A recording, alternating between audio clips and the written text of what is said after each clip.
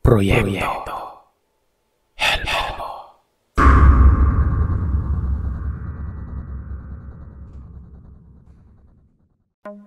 Mapagpalang araw sa inyo, Sir Seth. Tawagin niyo na lamang po akong Aliyah Divine. Napakinggan ko po ang isang kwento na in-upload nyo kamakailan lang na pinamagatan yung trip sa Biringan. Nananariwa sa isip ko ang mga nangyari sa akin at ito ang gusto kong ibahagi sa inyo ngayon para sa mga tagapakinig nyo. Marahil ay mahirap paniwalaan ang mga ilalahad kong kwento pero kayo na ang bahala kung maniniwala ba kayo o hindi.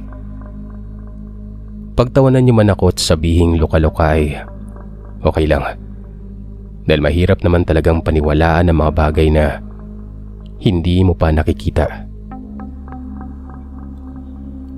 Kung ang ilan sa atin ay biniyayaan ng kakayahang makakita o makausap ang mga kaluluwa at ang iba naman ay sinasabing nililigawan sila ng mga engkanto o nagkakaroon ng kaibigang diwende at iba pang uri ng mga hindi pang karaniwang nilalang. Iba naman ang nangyari sa akin. Ako ay nagkaroon ng ninang at ninong na mga engkanto o gubanon kung tawagin sila sa amin sa salitang Waray sa Eastern Samar. Patawad po kung hindi ko maibabahagi ang pangalan ng bayan namin. Marahil ay mahirap paniwalaan pero ito ay totoo. Ipinagbubuntis pa lamang ako ng aking ina ay nagustuhan na ako ng dalawang nilalang na hindi natin kauri. Ang mga ito umano ay nagsadya pa daw talaga o nagtungo sa aming bahay para ipaalam nila na nais nga raw nila na ako ay maging kanilang inaanak. Nung ako umano noon ay kasalukuyang ipinagbubuntis ng nanay. Gustong gusto umano niya na sa bukid namin siya mamalagi. May bahay kasi kami ron. May kalayuan ito sa mismong pinakabaryo namin. Mas gusto niya raw kasi noon gawa ng tahimik, presko ang hangin. Bukod doon ay meron pa raw mag-iintindi sa tatay habang ito ay nagtatrabaho. At para hindi na rin daw ito mahirapang magpabalik-balik ng baryo kaya't minarapat niya raw na sumama na lang sa aming bukid. At doon na rin pansamantalang maglagi. Bandang hapon umano noong nang may mga dumating daw sa aming kubo na hindi niya inaasahang bisita. Sila lamang umano ng ate ko noon na noong mga panahon na yon ay 1 taon na ring mahigit ang ate ko.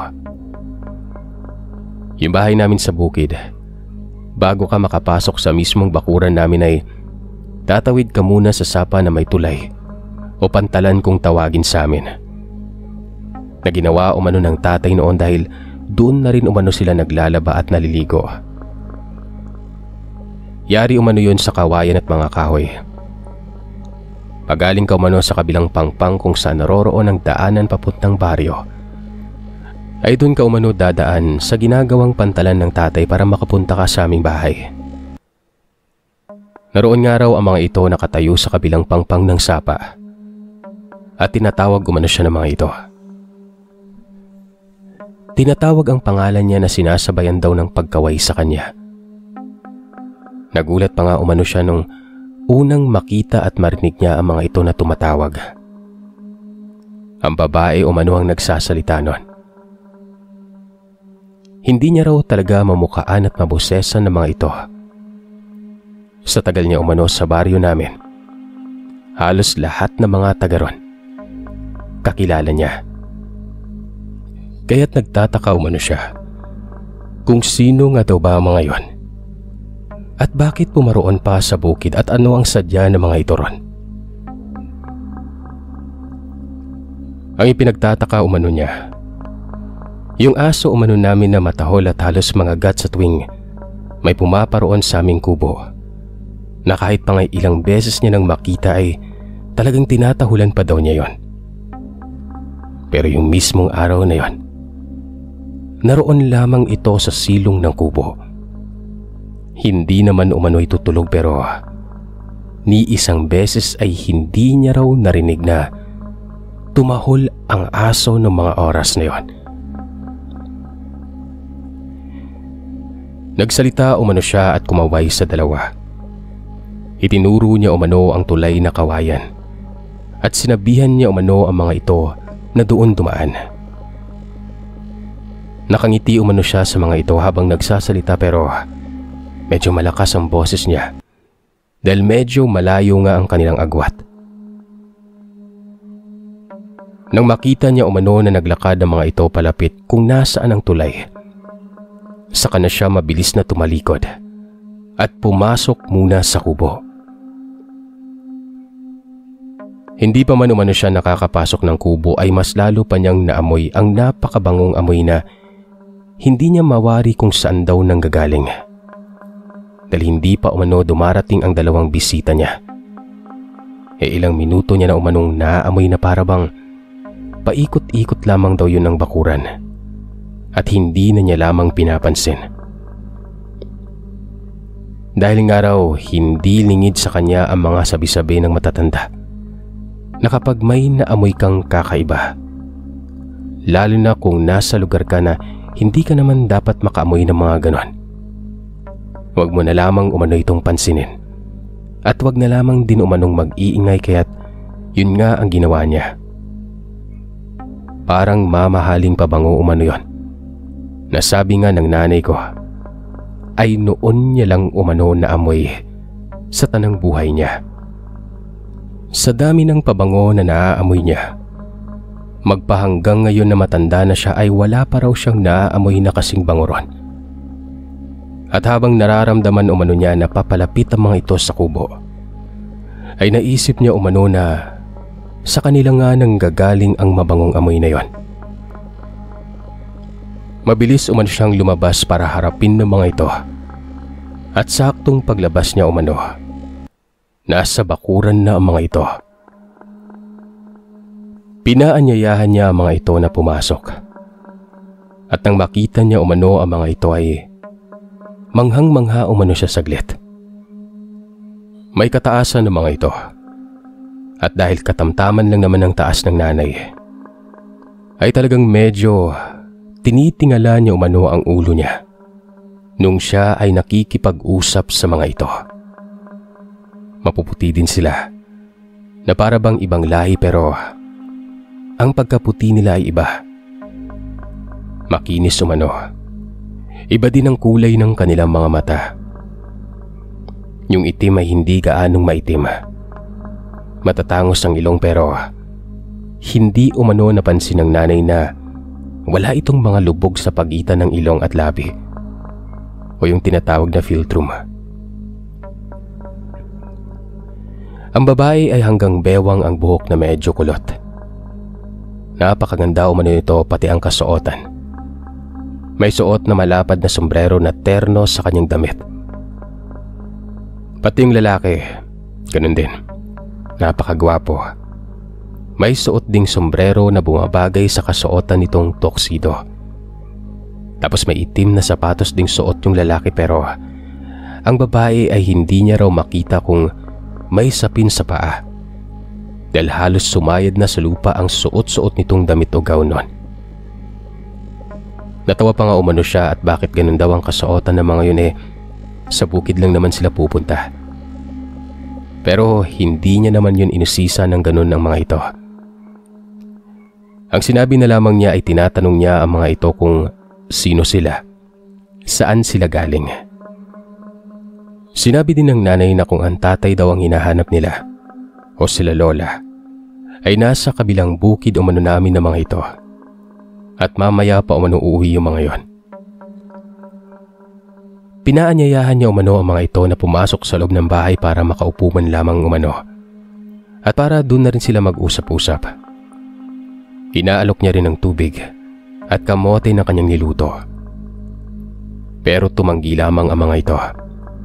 Ngumiti at nagsalita ang babae na ayos lamang umano. Sa labas lamang daw sila dahil hindi naman daw sila magtatagal.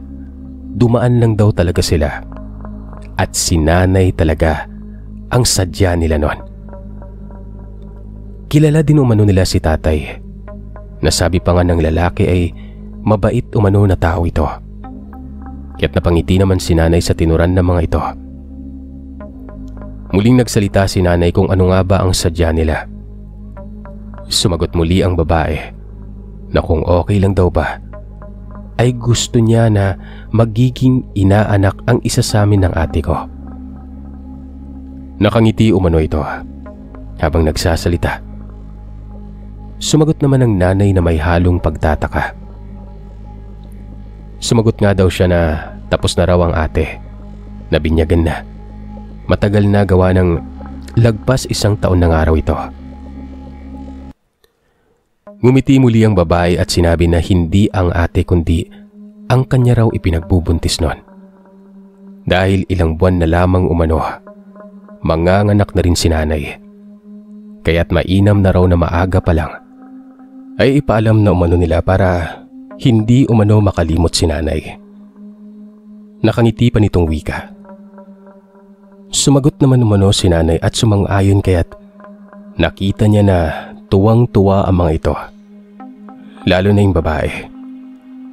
Saka nagpaalam na ang mga ito na umalis at habang papaalis nga sila, kumaway pa ang mga ito sa kanya. Dahil tinitingnan pa umano niya ang mga ito na tumatawid sa tulay na kawayan. Nang makatawid na ang mga ito, sa kanya naman narinig ang ate na umiiyak. Kaya't pumasok na raw siya sa kubo. Ang nangyaring pagbisita umano sa kanya ng mga ito ay nawala raw talaga sa isip niya noon na hindi niya raw naman maintindihan kung paanong nangyari. Samantalang excited naman siyang ikwento yun kay tatay. Kaya naman huli na rin nang malaman ni tatay yon. Pagkatapos ng pangyayaring yon, ay parang kung may anong swerte ang dumating sa amin. Dahil lahat umano ng mga pananim ng tatay ay namunga at umani ng masagana. Nalagpas pa sa inaasahan na sana'y magiging ani sa mga ito. Kahit pa nga raw sa pagkokopra nila, ang ilang puno umano na inaakit ng tatay ay ilang daan na ang nakukuhang bilang ng mga bungang niyog. Kapag isa-isa na umanong binibilang ang mga ito. Kaya't nakaipon daw talaga sila noon. Nakabili ng kalabaw at lupa. Hanggang sa maipanganak ako. Ilang buwan na rin ang nakaraan noon. Sabi ng nanay medyo malaki na rin umano ang ate noon. At nauutusan niya na raw ito kahit papano na ako ay bantayan. Lalo na kapag meron siyang ginagawa. Na mga bandang hapon na daw yon, ay may kakaiba umanong nangyari. Kami lamang umano 3 noon at inutusan nga niya ang ate na ako ay sandaling tingnan. Nang walang ano-ano, bigla na lamang akong umiyak ng napakalakas. Yung iyak na para bang nasaktan ako. Kaya't mabilis umano siyang pumasok ng bahay at tiningnan kami ng ate ko.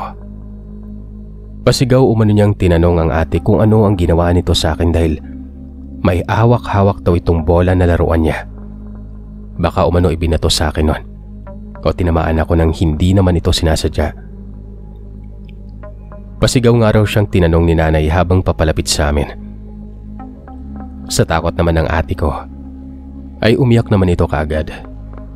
Kaya nataranta pa umano siya lalo.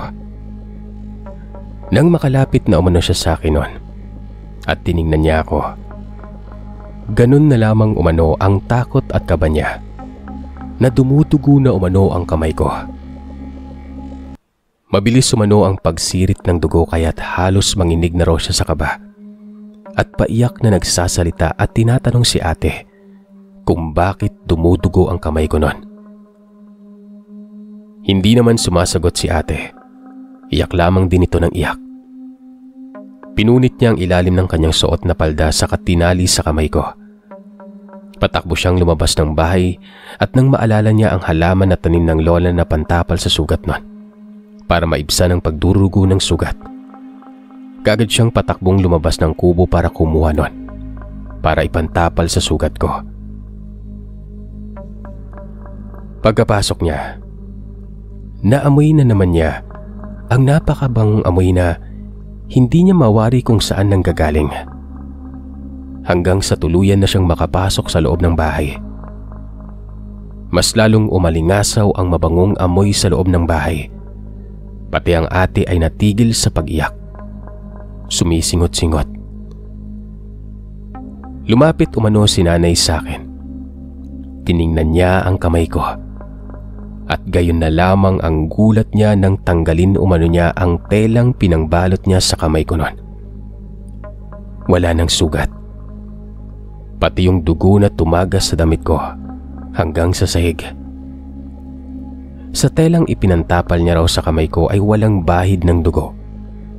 At nang ibaling niya umano ang tingin niya sa may uluhan ko, takang-taka siya na may kapirasong maliit na sanga na may bulaklak na orchid. At nang hawakan niya yon, ay doon nang gagaling ang mabangong amoy na naaamoy nila ng ate. Doon na umano niya naalala kung saan niya unang naamoy ang pamilyar na amoy na yon. Naalala niya ang 2 tao na minsang dumalaw sa kanya noon. Nanlalamig umano ang buong katawan niya, na para bang may malamig na hangin na dumampi sa kanya ng mga sandaling yon. Mabilis niya raw dinampot ang sanga at inihagis sa may bintana. Saka mabilis niyang isinara lahat ng bintana ng bahay at pintuan. Para umano siyang baliw na nagsasalita sa loob ng bahay habang karga-karga niya raw ako at ang ate ay hawak-hawak niya naman sa isa niyang kamay. Pasigaw umano siyang nagsasalita. Sinasabi niyang alam niya umano na hindi sila mga normal na tao at hindi siya natatakot. Hindi umano siya papayag na makipagkaibigan sa mga ito. Kung anuman umano ang napagkasunduan nila, ay kanya na umanong binabawi yon. Hindi umano nila ako malalapitan. Pagkatapos niya umanong sabihin yon, ay taimtim siyang nagdasal. Ilang minuto pang lumipas bago niya umano buksan muli ang mga bintana at pintuan. Hanggang sa makarating na lamang ang tatay at sila lola, ay hindi talaga ako inilapag kahit nangangawit ng kanyang kamay sa pagkarga sa akin. At sa pangyayaring yon, ay doon lang nalaman ni tatay ang mga nangyari sa kanya mula sa pinakaumpisa. Nang malaman umano ni lola yon, nagalit pa ito sa nanay. Nakesyo nga aanga-anga raw ito. Hindi daw pa siya naghinala na hindi mga normal na tao yon, sa pamamagitan pa lamang ng mga kasuotan ng mga ito, na alam naman umano niya na walang matinong tao ang magsusuot ng ganon kagara, lalo na kung bukid ang pupuntahan mo. Ang malala pa, sumang-ayon pa si nanay o nakipagsundo kaya't hindi na umano ako lulubayan ng mga yon, dahil mismong ang aking ina ang nakipagsundo sa kanila. Marahil, dagdag pa umano ng lola, kaya ginawa nila yon, natakutin ng nanay para ipaalala sa kanya ang kanilang napagkasunduan. Dahil tila ba nakakalimot ng araw ito, o binabaliwala na lamang daw yon ng nanay kaya't marahil nagalit ang mga ito. Ang lola ko ay may konting nalalaman din ng mga orasyon o ritual sa mga katulad nila. Kaya't siguro sabi ng nanay, napagdugtong-dugtong nito ang mga nangyayari nun. Doon na din sumagi sa isip ng lola ko kung bakit kayo na lamang ang swerteng dumarating sa amin nun sa pamamagitan ng aming mga ani. Dahil din umano sa kanila ito. Swerte nga raw, pero baka merong kapalit ang mga yon pagdating ng araw. Baka ako ang magiging kapalit ng mga ito. At dahil daw umano yon sa kapabayaan ng aking ina. Kaya't iyak na lamang ang naging tugon ni nanay noon. At grabing takot raw ang naramdaman niya. Nung araw ding yon ay may ginawa umano ang lola. Nagpatulong ito sa lolo na maghanap at magkakot ng mga tuyong dahon ng niyog. Tinipon at sinindihan sa harap at likod ng aming bahay. Sa likod ng sapa at ang mga tanim na mga gulay ni tatay, mga talong at sitaw na halos humiga na ang mga puno nito sa lupa sa dami ng mga bunga. Pinagbubunot ni Lola. Itinapon niya sa may sapa lahat. Galit na galit itong sumigaw at parang may kaaway na tao pero wala naman. Sa mga nangyaring yun nga ay napagpasya ng lola na ako ay pabinyagan na kaagad, kahit na ang balak nga raw sana noon ng tatay ay paghandaan daw muna nila o pag-ipunan bago nila ako pabinyagan. Lalo na raw na palaging maganda ang ani at plano nilang maganda ng medyo bongga naman sana. At isabay na rin sa unang birthday ko. Pero hindi na yun nangyari dahil pinabinyagan ako ng madalian sa pag-aakala ng lola ko na ito ang magiging dahilan para hindi na ako gambalain pa ng mga nilalang.